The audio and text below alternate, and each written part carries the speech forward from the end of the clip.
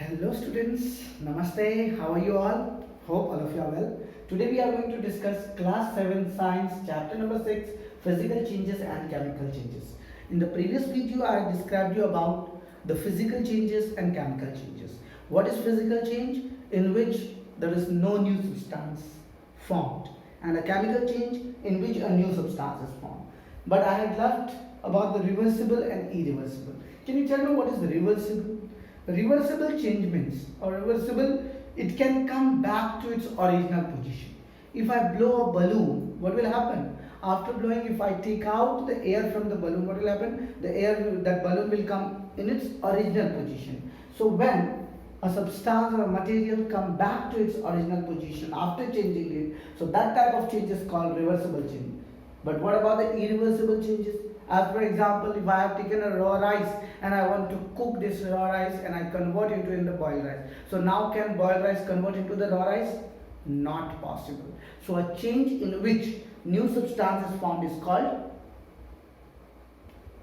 chemical change. But if I talk about is physical change reversible or irreversible?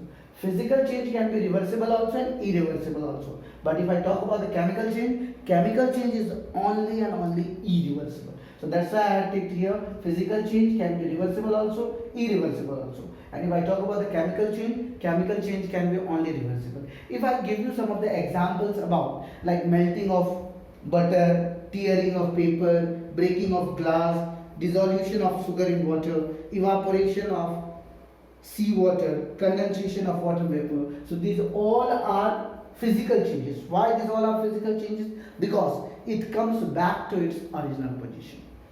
Got it? It can come back to its original position. Yeah, there is one more confusion about the burning of candle and melting of wax. These are two things. Burning of candle and melting of wax.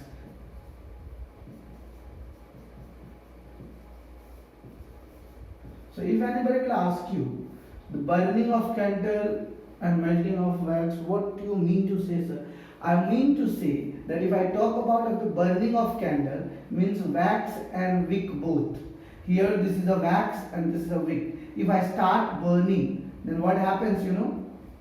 As I burn, this wick is also burning, and now this wick can't come back in its original form.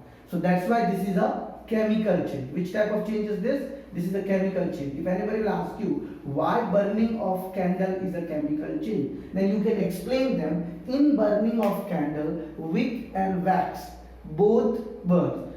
As the wax burns, as the wax melts, it can convert again to its back position. But if we talk about the wick of a candle, so after burning, the wick can't come back in its original position. So that's why burning of candle is a chemical change. And melting of wax, if we are talking about only of the wax, suppose in the candle there is no wick, only wax is there. So if we melt this wax, so after melting again it comes back to the wax form only. So this is a physical change.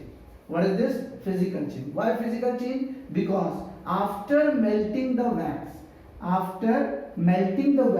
it comes back to its original position. Means it is giving the same product. No new substance is formed, right? Or it can't come back.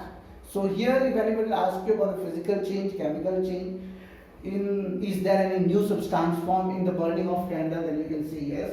In the burning of candle, the wick burnt and it converted into the ash. So that's why it's a chemical change. And melting of wax, there is no change. That's why it's called a physical change. So some of the example, if anybody will ask you, what is the tearing of paper?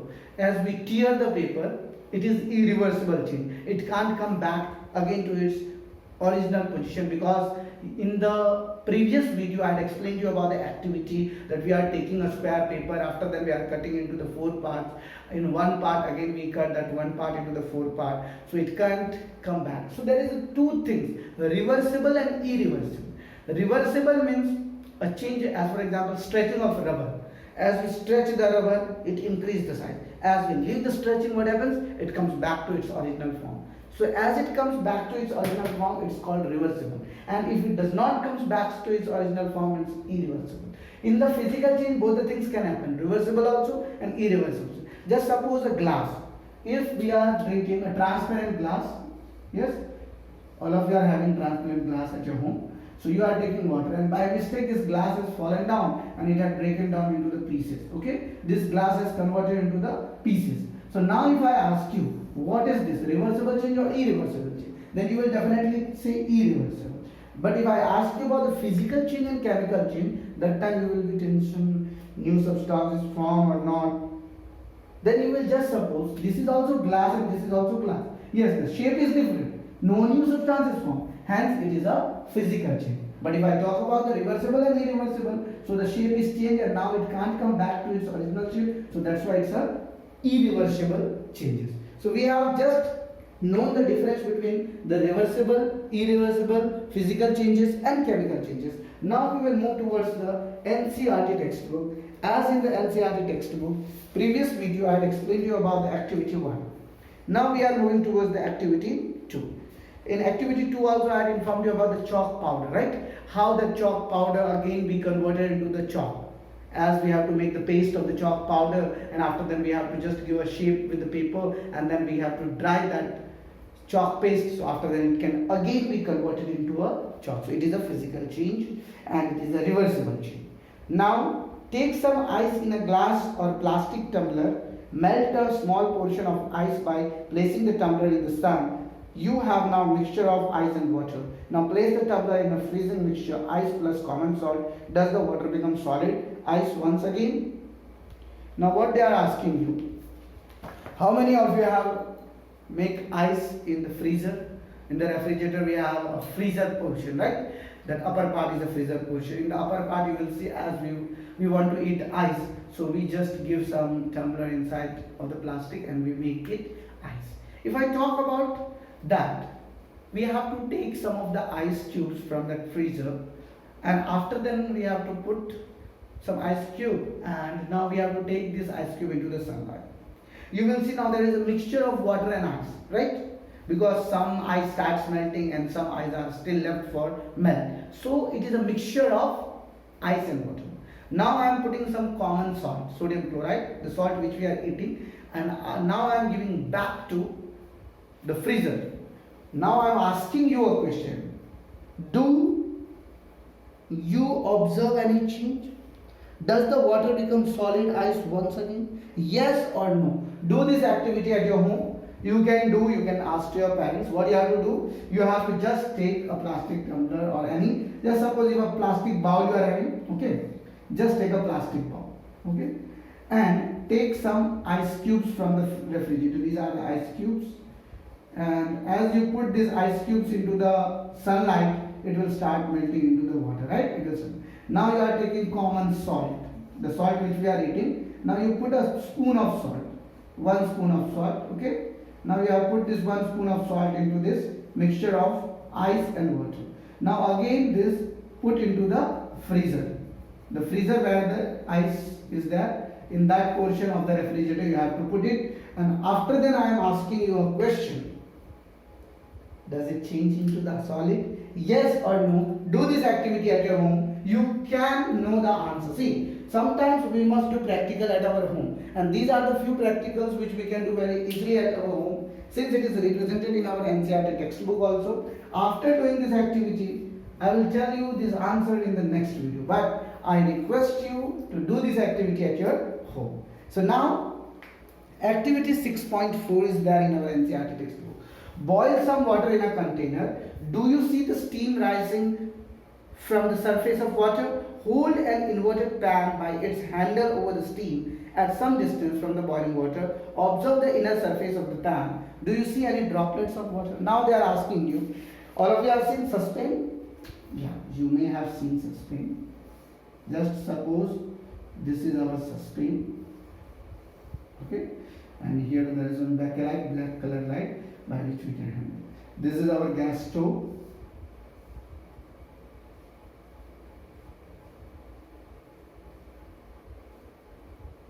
And here we are having the starter, switch off, switch on button, and here burner is there. And now we have on, as this is connected with the cylinder. Okay, we have on the cylinder. Now we have just lightened this burner, so you will see this will start heating to this sustain, and after heating we had give till here water. Till here water is there. What is that? Water.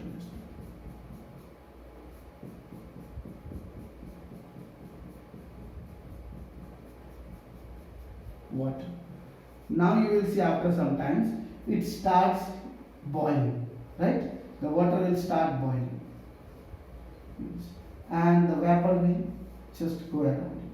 You will see the vapors are going upwards. So now what you will do, you will have to take one plate, stainless steel plate, and in that plate you have to just cover. You have to just take this plate and you have to catch this plate with the tongs. Pakkar, you know?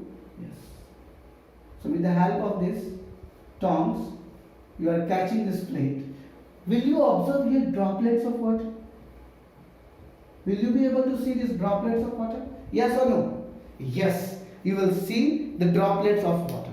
So now question is what? Can you tell me it is a physical change or chemical change? Boiling of water or a vapor is a physical change or chemical change? It is a reversible change or irreversible? You have seen here water was there. As I had started heating this water, it started boiling, and after boiling again, as I put a plate upper part with the help of the tongs, I put the plate. So you will see that again that vapor is converted into the water droplets, means it is being converted into the liquid. So as the liquid converts into the vapor, and vapor again converts into the liquid. So what means it is a reversible change. It can come back to its original position. Now the activity 6.5 is there. In the activity 6.5, hold a used hacksaw blade with the pairs of tongs. Keep the tip of the free end of the flame of a gas stove. Wait for a few minutes. Does the color of the tip of the blade change? Remove the blade from the flame and tip once again sometime. Does it change its original color? 6.1, 6.2, do you saw the paper and the piece of the chalk underwent the changes in size? In activity 6.3 and 6.4, water changed into the state of solid to liquid and gas to liquid. In the activity 6.5, the hacksaw blade changed the color on heating.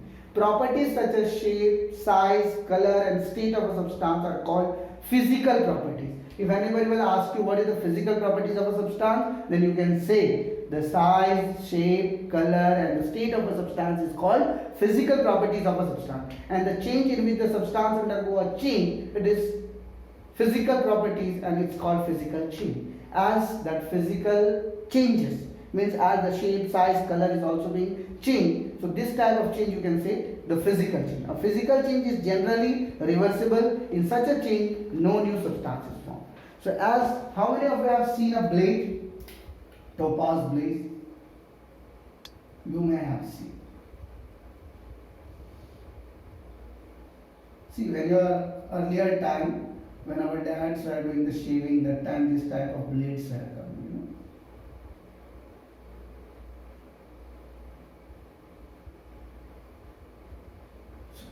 You may have seen this type of. I have hold this with the help of the pair of tongs. I have hold this blade. After that I have put on this same gas burner. I have changed now from the stainless steel, it is changing into the red color. So as the color, shape, size, everything is being changed. So these are the changes of physical change.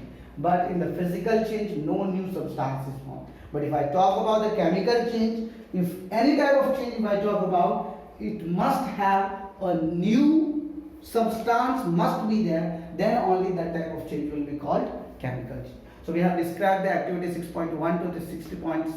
If you have any doubt related to this physical change, physical properties, reversible and irreversible, then please drop your doubt into the comment box section. That's all for today. Thank you very much. Don't forget to like and subscribe. Read these all the changes. If you don't have PDF, then just search on Google about the NCERT book PDF. You will get it very easily. Download the book and just read class 7 science chapter number 6, physical change and chemical change. That's all for today. Thank you very much. Don't forget to like and subscribe.